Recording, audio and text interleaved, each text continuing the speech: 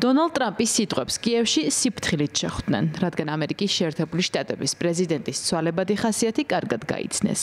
მიუხედავად ამისა, ვოლოდიმირ ზელენსკისთან შეხვედრის შემდეგ უკრაინისთვის ტერიტორიების დაბრუნების, ომის მოგებისა და ამაზე უფრო შორს წასვლის ტრამპისეულმა პერსპექტივამ ბევრი გაახარა. ბევრი, თუმცა ყველა არა. მე არ ვთვლი, რომ დონალდ ტრამპი პროუკრაინელი პოლიტიკოსია. ისაა ადამიანი, რომელიც მხოლოდ ფულითაა დაინტერესებული.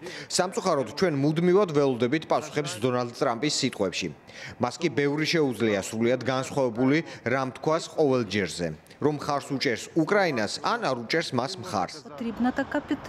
ჩვენ სწორედ ასეთი მხარდაჭერა გვჭირდება ამერიკისგან, დონალდ ტრამპისგან და იმედია ეს მომავალშიც გაგრძელდება. იგივე რიტორიკა და იგივე განწყობა უკრაინის მიმართ. მე მჯერა, რომ შევძლებთ უკან დავახევინოთ ტერორისტებს. მე მჯერა ჩვენი შეიარაღებული ძალების და იმის, რომ მათ ეს ძალუძთ.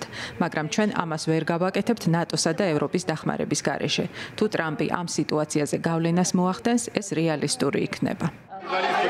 მანამდე ამერიკის შეერთებული შტატების პრეზიდენტი ამბობდა, რომ უკრაინას საკუთარი ტერიტორიების სრულად დაბრუნების შანსი არ ჰქონდა. თუმცა ამჯერად წერს, რომ უკრაინა რუსეთის ომის სამხედრო და ეკონომიკური ფაქტორები კარგად შეისწავლა და სხვა დასკვნები გამოიტანა.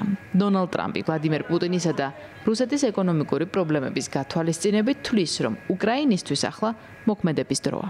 რუსეთისთვის მიყენებული ეკონომიკური პრობლემების დანახვის შემდეგ ვფიქრობ, რომ უკრაინა ევროკავშირის მხარდაჭერით არის იმ პოზიციაზე, რომ იბრძოლოს და მოიგოს, დაიბრუნოს უკრაინა უკან, მისი თავდაპირველი ფორმით.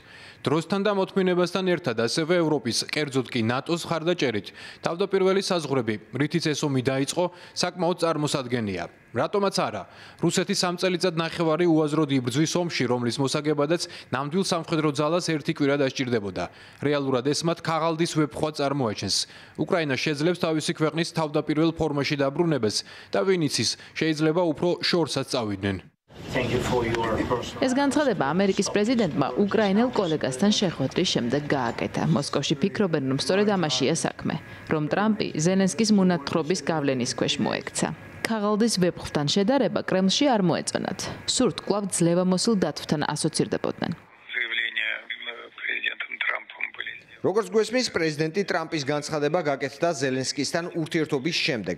როგორც ჩანს, სწორედ იმ ხედვის გავლენის ქვეშ, რომელიც მას ზელენსკიმ გაუზიარა. ეს კი ჩვენს გაგებისგან კონტრასტულად განსხვავდება. ამერიკულ მხარეს პოზიციებს ჩვენს გავაცნობთ.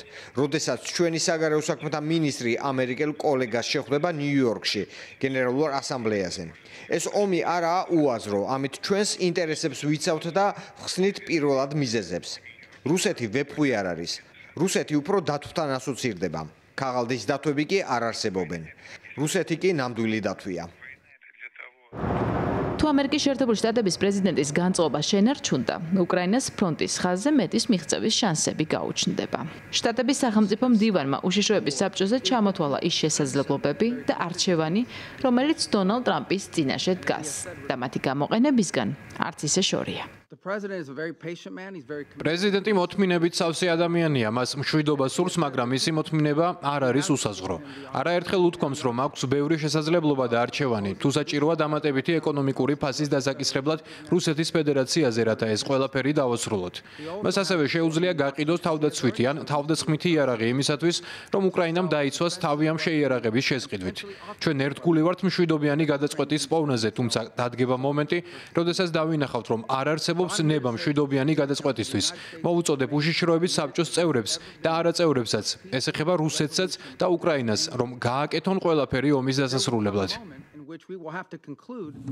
თავად უკრაინის პრეზიდენტს ვოლოდიმირ ზელენსკის უშიშროების საბჭოს შემდეგ დღეს უკვე გაეროს გენერალურ ასამბლეაზე უსმენენ. დღეს ჩვენი თავის გარდა ვერავინ მოგვცემს უსაფრთხოების გარანტიას. უსაფრთხოების გარანტიაა მხოლოდ ძლიერი ალიანსები, ძლიერი პარტნიორები და ჩვენი საკუთარი იარაღი. 21 საუკუნე დიდად არ განსხვავდება წარსულისგან. თუ ერთს მშვიდობა სურს, მას იარაღი სჭირდება. ეს საშინელებაა, მაგრამ რეალობაა. არც საერთაშორისო სამართალი, არც თანამშრომლობა. მხოლოდ იარაღი წყვეტს, ვინ გადარჩება. თქვენ შესანიშნავად იცით, რომ საერთაშორისო სამართალი სრულად ვერ მუშაობს. თუ არ ყავს ძლიერი მეგობრები, რომლებიც ნამდვილად მზად არიან, რომ დაგიცვან, მაგრამ არც ეს მუშაობს იარაღის გარეშე. ეს საშინელებაა, მაგრამ ალტერნატივა კიდევ უარესია. უკრაინელები მშვიდობის მოყვარე ხალხია, მაგრამ ისინი არიან ადამიანები, რომელთაც სურთ იცოცხლონ. იცხოვრონ თავისუფლად, დამოუკიდებელ ქვეყანაში. ამიტომ ვდებთ ინვესტიციას თავდაცვაში. ბევრი ერისთვის სხვა გზა უბრალოდ აღარ არსებობს. ისინი შესაძლოა მსგავსი ტრიბუნებიდან საუბრობდნენ ტკივილზე, მაგრამ მაშინაც კი როცა სისხლი იღვრება, არ არსებობს არც ერთი საერთაშორისო ინსტიტუცია, რომელიც რეალურად ამას შეაჩერებს. აი ასეთებად იქცნენ ეს ინსტიტუტები. და სანამ რუსეთის ომი უკრაინაში გრძელდება, ხალხი კვლავ იღუპება. ზავი არ არსებობს, რადგან რუსეთი უარს ამბობს. იმავე საბჭოზე რუსეთის წარმომადგენელი ამტკიცებდა, რომ მათ მიმართ გაჟღერებული ბრალდებები რუსოფობიული ისტერიით იყო ნაკარნახევი და ამ მხრივ მთავარ აქტორად ბრიუსელი და ომის პარტია დაასახელეს. ამ ყველაფერზე უფრო დეტალურად საუბრისთვის ემზადება რუსეთის საგარეო საქმეთა მინისტრი სერგეი ლავროვი უკვე ნიუ-იორკშია.